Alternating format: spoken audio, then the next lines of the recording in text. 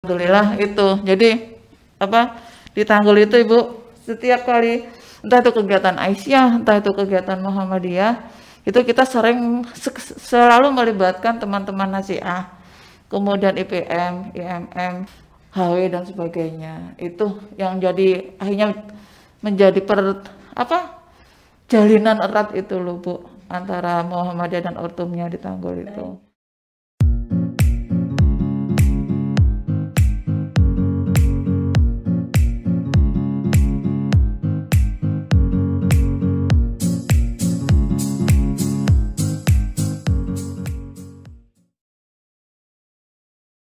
Assalamualaikum warahmatullahi wabarakatuh. Alhamdulillahirabbil alamin wassalatu wassalamu ala asyrafil anbiya'i wal mursalin wa ala alihi wa sahbihi ajma'in. Amma ba'du.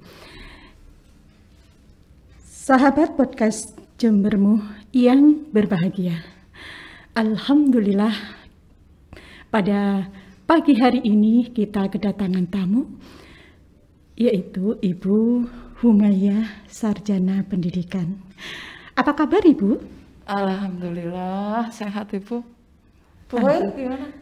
Alhamdulillah sehat juga dan tentu saja bahagia Ibu. Lah, Aisyah harus berbahagia. Pada pagi hari ini rupanya kita kedatangan tamu yang jauh sekali sebetulnya rumahnya beliau berada di Tanggul. Pada kesempatan kali ini kita akan berbincang-bincang tentang keberhasilan beliau yang luar biasa tentu saja.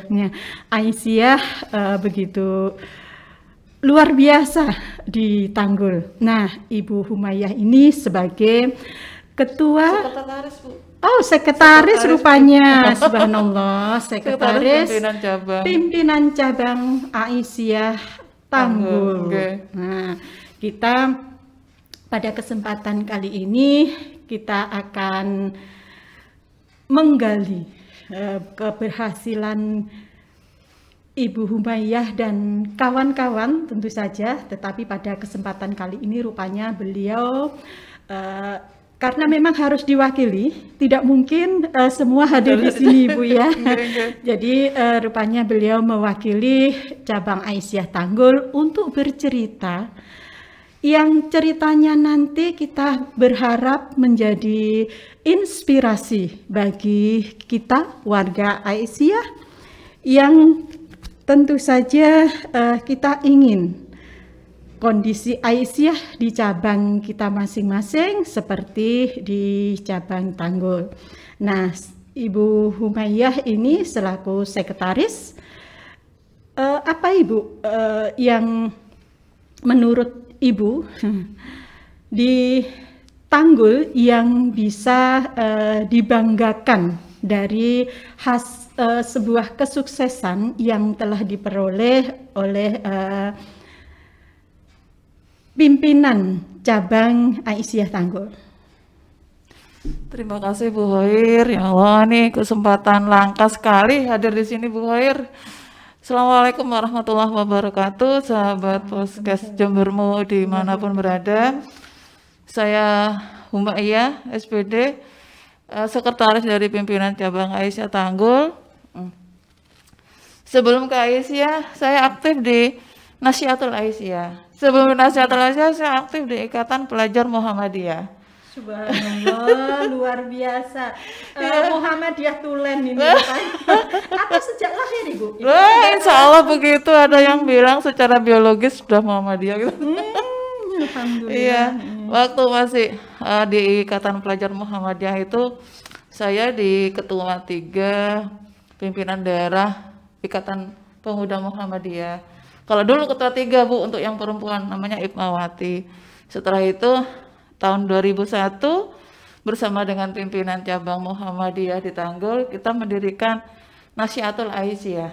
Karena memang di Tanggul pada waktu itu belum ada tahun 2001. Setelah itu saya pas itu jadi dipercaya jadi sekretaris. Ketuanya Mbak Yayuk Fauzia. Nah, Setelah itu setelah Mbak Aya selesai 2 periode, saya jadi ketua di pimpinan cabang Nasihatul Aisyah. Kemudian ke pimpinan daerah Nasihatul Aisyah di wakil ketua 1. Terakhir tahun 2016 kemarin. Nah sekarang 2015 sampai sekarang di sekretaris Aisyah Tanggul.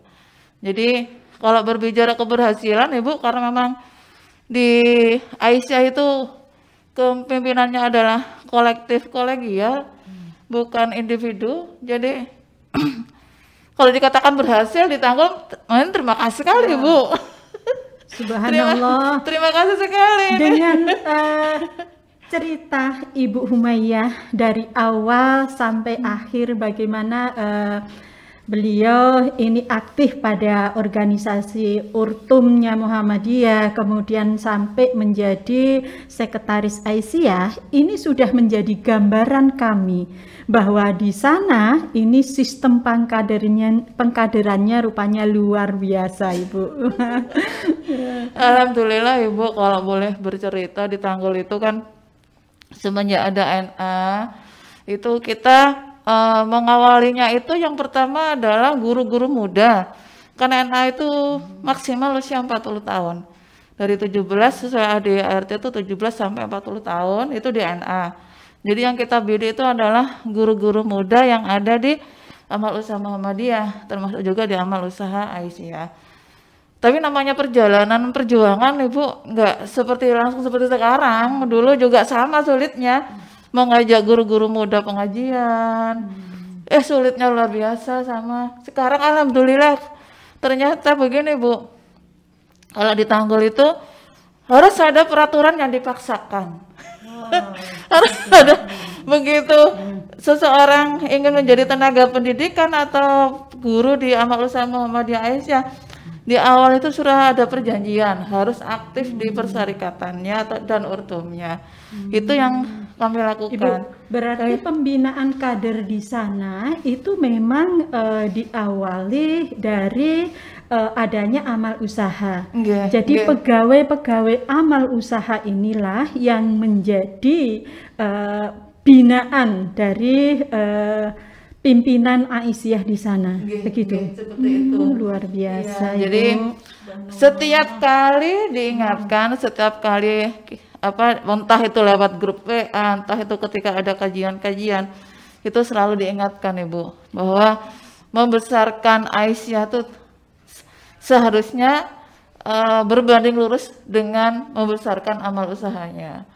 Karena ada ya Bu ya, amal usahanya besar, Aisyahnya kecil. Karena yang sering terjadi adalah mereka yang berada di amal usaha Muhammadiyah itu tidak mau aktif di Muhammadiyah. Nah, ini rupanya di Tanggul ini ada gerakan bahwa ketika mereka berada di amal usaha Muhammadiyah, maka dia harus aktif di kegiatan Muhammadiyah. Luar biasa Ibu.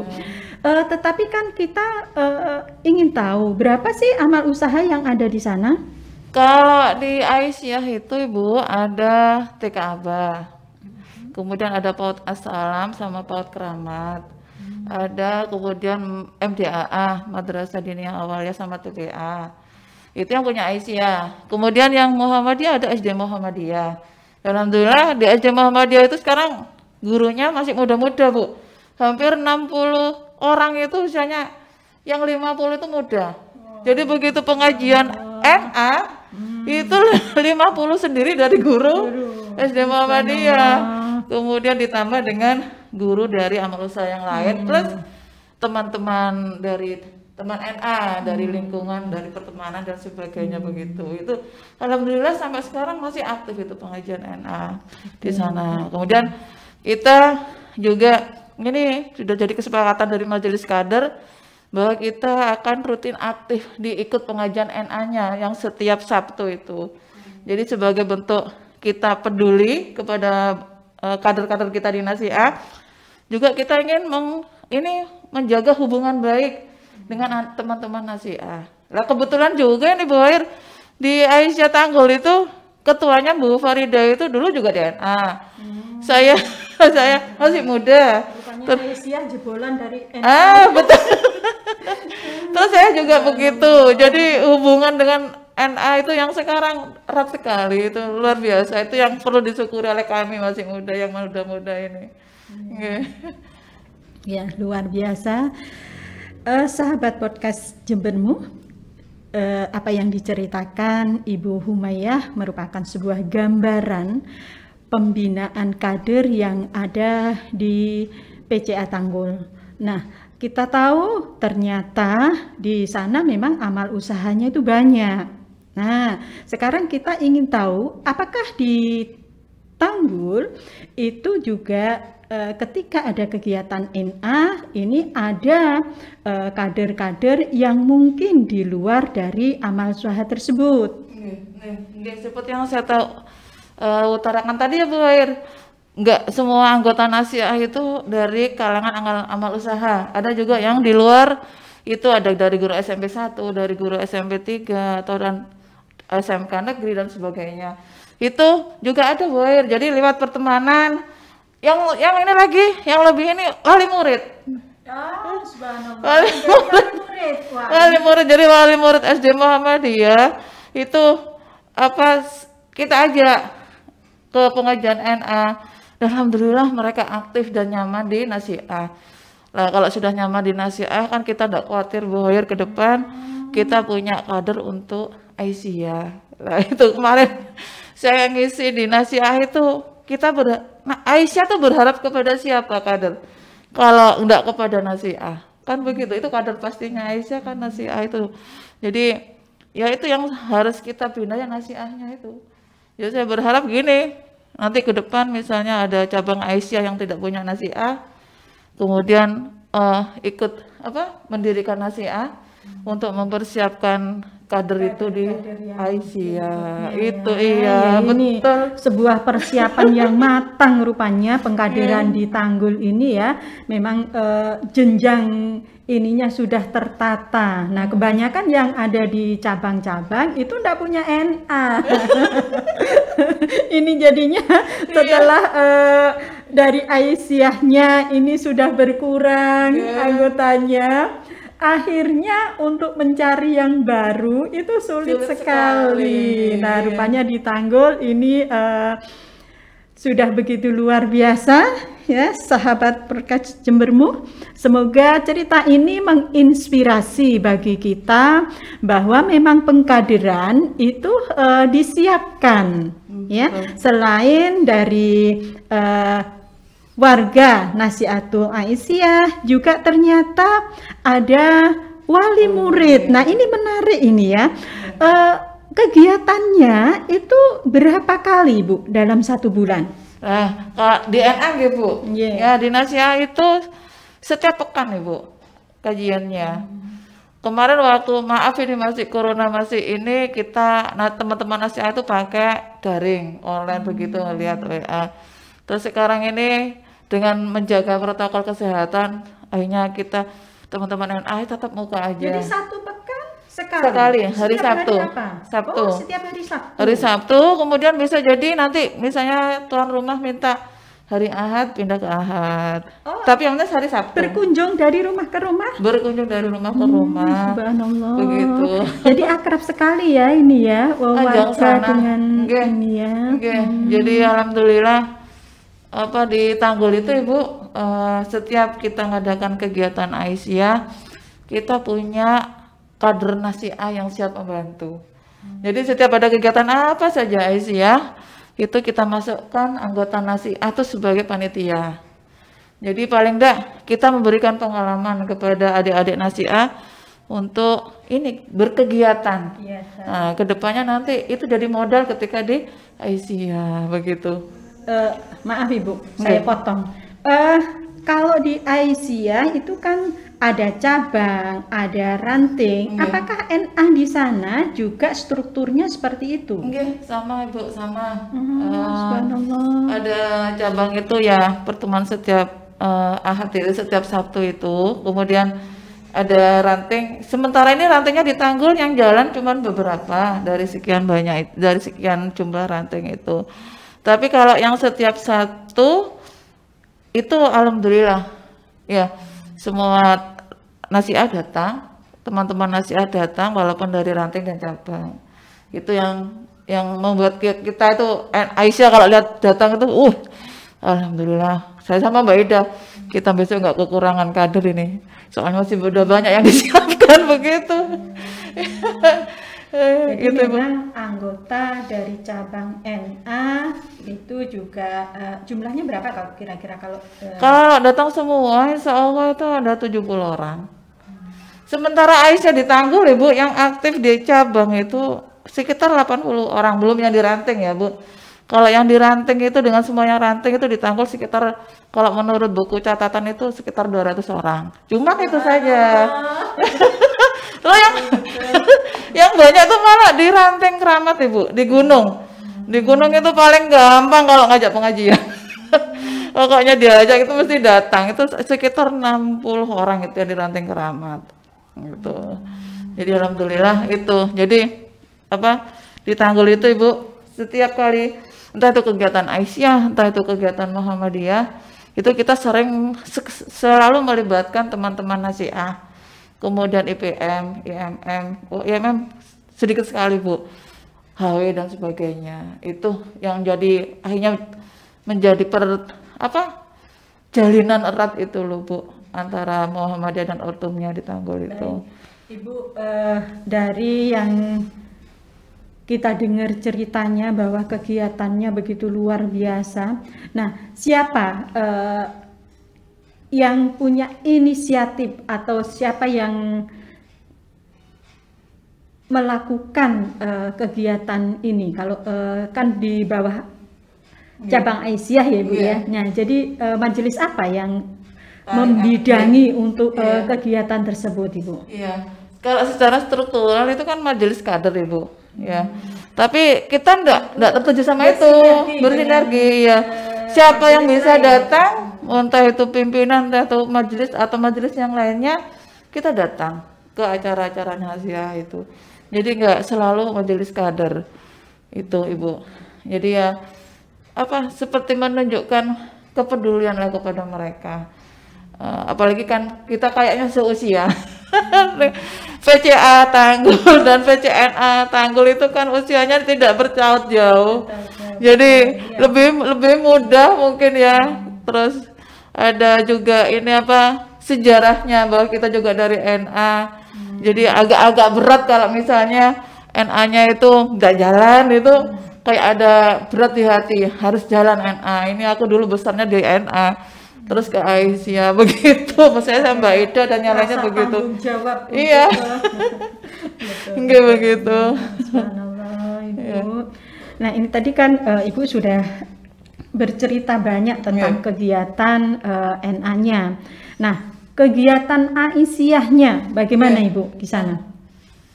Saya ini loh Bu, sahabat podcast Jembermu yang berbahagia. Saya teringat sekali ketika itu muscap yang kemarin 2015 dengan nasihat dari Bu Meni. Bu Meni bilang begini Bu, punya jeruk 1 keranjang tapi bosok, mending punya 5 jeruk tapi seger, bisa digunakan untuk apa saja 5 jeruk itu. Ya sama lah Bu, di cabang Tanggul dengan di cabang-cabang yang lainnya itu awal mungkin lengkap, di tengah perjalanan merotol. Iya, habis pelantikan sudah tidur nyenyak rupanya. Ada seperti itu. Tapi yang perlu kita syukuri mungkin karena kita masih muda-muda ya Bu. Jadi alhamdulillah cara berpikirnya, cara bertindaknya itu agak cepat. Walaupun kadang kebablasan. Loh, lupa di pimpinannya lain kan sudah ada yang sepuh juga itu itu sama Mbak Ida, oh iya balik lagi ke yang sepuh, minta pendapat dan sebagainya begitu Ibu. Kalau di Aisyah di Tanggul, kalau majelis alhamdulillah jalan. Majelis ada 7 majelis di Tanggul itu alhamdulillah jalan Ibu. Sahabat podcast Jembermu yang berbahagia, kita lanjut setelah Ibu Humayah bercerita tentang kegiatan di sana. Kita ingin tahu bahwa dalam pengkaderan itu ada dua, itu yang secara formal dan secara tidak formal. Nah, kita ingin tahu apakah di cabang Aisyah Tanggul juga mengadakan pengkaderan secara formal, Ibu. Iya, okay. Kalau yang formal, Ibu, kita itu biasanya mengadakan seperti upgrading. Ketika pertama kepemimpinan itu kita mengadakan upgrading sebagai bekal untuk pimpin yang baru melaksanakan tugasnya 5 tahun ke depan. Kemudian seperti yang di ini PDA Baitul Arqam, Baitul Arqam yang dulu. Kita tuh yang ikut berapa Ibu kemarin, Ibu? Kemarin kita kerjasama dengan PCA Semboro, dengan NA juga. Jadi ada Aisyah, ada Baitul Arqam NA sekali jalan. Dan itu hebatnya kami tempatkan di daerah perkebunan Selandia. Di gunung, Bu. Maksud kita. Biasanya memang kalau ibu-ibu itu kegiatan di luar rumah. Nah, itu antusias gitu. Tetapi ketika hanya di lingkungan rumah saja, maka ikutnya itu setengah-setengah. Kadang baru satu materi kemudian pulang. Nah, ini rupanya menarik sekali. Rupanya ada tempat yang memang untuk pengkaderan formal ini lah. Rupanya strategi dari pimpinan cabang Tanggul rupanya punya strategi, ditempatkan di daerah mana itu tadi, di Bu? daerah perkebunan Sandia itu sekitar 9 kilo dari kota. Jadi kalau kita mau ke sana melewati perkebunan karet, perkebunan kopi, baru kita nyampe ke tempat kantornya itu. Nah, kantornya itu yang kita pakai. Jadi pada waktu itu kita berpikir begini, sing sekiarane ibu-ibu gak diluk-diluk mulai. Begitu. Alhamdulillah, Bu, nggak pulang. 2 hari kita di sana, Baitul Arqam itu lancar, pulang dengan keadaan bahagia. Karena yang dilihat hijau semua itu betul biasa, Bu, begitu. Ketika ada acara yang ibu-ibunya itu harus meninggalkan rumah 1 hari lebih, itu berat sekali, nyari pesertanya susah. Tetapi ternyata setelah berlangsung kegiatan itu, katanya begini, Bu, nggak nambah harinya, Bu. Ini biasa ibu-ibu ini, saya sampai gini, oh ini biasa ini, begitu itu. Jadi rupanya ibu-ibu memang, ya namanya ibu ya, ketika meninggalkan rumah itu berat sekali. Nah, wajar ya, Bu ya. Tetapi ketika sudah merasakan berkumpul dengan ibu-ibu yang lain dan terutama materinya. Materinya luar biasa, jadi ibu-ibu itu merasa ada inspirasi, kemudian materinya baru ya, tertantang untuk melakukan dakwah di daerahnya masing-masing. Nah, ini yang rupanya ibu-ibu sangat antusias ya.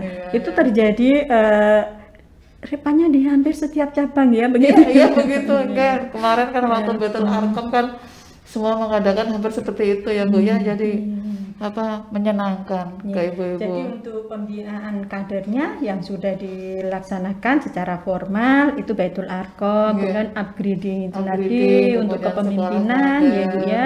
Terus kemudian sekolah kader yang kemarin ya. Berapa orang itu, Bu, yang kemarin dikirim untuk ikut sekolah kader ini? Kita ngirim 5 ya. Kan kita punya ranting 4, pimpinan 2. Cuman yang pimpinan ranting keramat yang di gunung itu masih sibuk, maaf, dengan pilkada. Karena memang beliaunya sibuk sekali di pilkada. Belum ikut. Akhirnya kita ya sudah, nanti ikut yang kedua saja, sekolah kader yang kedua. Itu karena memang pesertanya dibatasi juga, Ibu ya, karena kita terbatas, Zoom-nya cuma kapasitas 300. Diikuti oleh 23 cabang ya, kita punya 23 cabang. Nah, luar biasa cerita Ibu Humayah dari apa yang sudah diceritakan di sini, semoga menginspirasi bagi sahabat podcast Jembermu yang berbahagia. Nah, bincang-bincang ini akan kita lanjut lagi, Ibu. Tadi setelah mengadakan pengkaderan secara formal. Nah, kalau secara non formalnya itu seperti apa? Kalau tadi kan yang diceritakan ini adalah mengkader sebetulnya yang sudah berada di Muhammadiyah itu tadi, ya, di lingkungan ya amal usaha. Dari yang di luar, nah katakan mungkin masyarakat, lingkungan sekitarnya, itu bagaimana Ibu? Terima kasih Bu Air pertanyaannya. Untuk yang informal yang sudah kami lakukan Ibu, kita mendekati secara personal. Kadang kita mendata putrinya Aisyah yang seusia NA.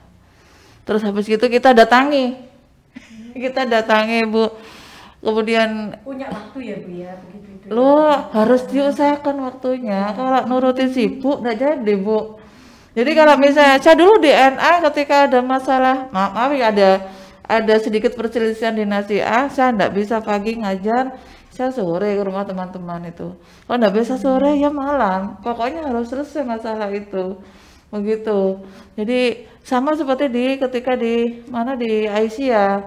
Jangan-jangan kalau menjadi pimpinan Aisyah Tanggul itu harus standby 24 jam itu. Bisa jadi. Kalau nggak bisa pagi ya sore, nggak bisa sore ya malam, begitu. Saya seperti ketika kemarin kita punya acara anjang sana ke ke sesepuh Aisyah. Kapan bisanya? Pagi repot, siang repot, sore udah kita berangkat. Nggak bisa, kita kesininya malam kita berangkat, gitu loh Bu. Sama seperti itu di informalnya juga begitu. Nanti kita punya teman. Si teman kader ini punya teman, monggo diajak. Entah itu nanti kita hubungi dulu lewat WA, kemudian kita datang ke rumah beliau. Kemudian nanti kita datang ke rumah beliau seperti nawarkan dagangan. Ayo apa ikut Aisyah. Begitu. Jadi ya alhamdulillah Ibu. Tapi yang ini Ibu lagi yang perlu mungkin kita cermati yang namanya dakwah digital itu. Dakwah digital. Jadi Tanggul itu sementara punya Facebook.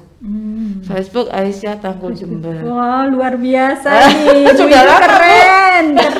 Sudah awal berdiri, awal dilantik saya buat. Wow. Setiap kegiatan apapun, sekecil apapun, saya posting di Facebook, kemudian saya share kemana-mana. Wah, ini yang perlu digali lebih, eksplorasi ini informasi ini ya. Itu sangat menarik, ibu-ibu yang sudah umurnya sudah 50-an, ini harus berfacebookan ternyata sekarang ini ya. Kalau kemarin itu kalau kita pelatihan itu kan pakai Zoom, rupanya sudah biasa kalau Zoom ini. Nah ini yang Facebook ini. Kan lebih heboh lagi ini ternyata. Kalau kenapa kita milihnya Facebook dulu Ibu? Kalau pakai Instagram berat kuotanya, lebih berat daripada Facebook gitu. Kan begitu. Jadi kita dulu 2016 setelah dilantik kita buat. Jadi setiap kegiatan apapun di Aisyah Tanggul itu kita posting ke Facebook. Kemudian kita kan berteman kemana-mana, ke gerakan grup ini sampai ke pimpinan cabang istimewa Muhammadiyah Amerika, Taiwan, Kuala Lumpur, Sudan, itu mendunia rupanya ya. Aisyah Tanggul mendunia ini. Wah, ini yang betul-betul saya yakin menginspirasi bagi cabang-cabang lain. Nah ini Ibu, ini apa ada tim khusus yang menggarap untuk masalah teknologi ini? Nah, kebetulan saya sekretarisnya, kemudian saya juga punya kesibukan. Tidak semua kegiatan Aisyah itu saya bisa datang, misalnya berbenturan dengan kegiatan saya. Akhirnya saya mesti di sini misalnya MKLH, ya saya minta MKLH untuk mendokumentasikan. Setelah itu nanti saya minta ceritanya seperti apa. Kemudian saya tulis, Saya kirim ke WeMu, ke PWMu itu salah satunya. Setelah dimuat, nanti kita share kemana-mana, ke grup semuanya, termasuk ke yang PJIM itu, Ibu. Jadi kadang di Tanggul itu, kalau di Facebooknya Tanggul itu ada inbox, perkenalkan Ibu Aisyah Tanggul, saya dari Kalimantan, ini Aisyah. Alah. Kemudian asiknya begini juga, Bu, kalau misalnya kita bagi di grup misalnya Muhammadiyah Gerakanku atau bagian dan itu kan seperti kita mengajak yang lainnya untuk melakukan hal yang sama, siapa tahu menginspirasi. Itu kadang yang nge-like sampai 700, sampai yang kemarin itu yang lomba administrasi itu di Tanggul itu ada 2000 orang yang itu di masing-masing saya jumlahkan, bayangkan 2000 orang sudah baca tulisan ini, sudah melihat kegiatan ini tanpa harus melakukan yang besar-besar, butuh biaya banyak. Alhamdulillah, ternyata dunia itu ada di jari kita. Luar biasa ini ya. Iya, ini betul-betul cerita yang inspiratif ya. Terus terang kalau ibu-ibu itu kan biasanya gaptek ya. Jadi rupanya harus ada di situ orang yang menguasai teknologi untuk membuat sebuah ini tadi gerakannya yang luar biasa ya. Ya ini rupanya Tanggul rupanya mendahului dari cabang-cabang lain yang sudah mendunia rupanya. Luar biasa pemirsa. Alhamdulillah ya, itu, Bu. Sampai dikenal seluruh dunia ya, yang nge-like rupanya banyak sekali. Padahal kalau di kita yang ngelihat padahal bukan apa-apa karena ibu-ibu biasanya itu mau buka aja nggak bisa ya. Gimana ini caranya bukanya? Ternyata setelah ini berarti belum bisa. Kan ketahuannya ketika kita mengadakan sekolah kader kemarin. Nah ternyata ibu-ibu banyak yang japri untuk buka Zoom aja nggak. Nah ini banyak cerita tersendiri. Cerita yang begitu menginspirasi bagi kita sehingga apa yang diceritakan ini Ibu Humaziah ini bisa membuat kita berpikir lebih luas lagi. Oh ternyata seperti itu. Bisa. Ternyata bisa. Ya, ternyata bisa. Ya, dari Tanggul loh. Tanggul Jember yang agak-agak bukan di kota Jembernya ya. Jadi pemirsa sahabat podcast Jembermu, bahwa posisi Tanggul itu di utara Jember ya. Barat. Di barat Jember yang letak geografisnya itu masih tergolong pegunungan, Ibu ya. Jadi untuk masalah sinyal juga agak-agak sulit sebetulnya, tapi ternyata sudah luar biasa banyak memanfaatkan dunia teknologinya. Nah, yang belum kita tahu adalah kegiatan dari Ibu Humayah sendiri. Ini tadi memang sengaja tidak saya ceritakan di awal atau saya tanyakan apa kegiatan beliau. Memang saya sengaja agar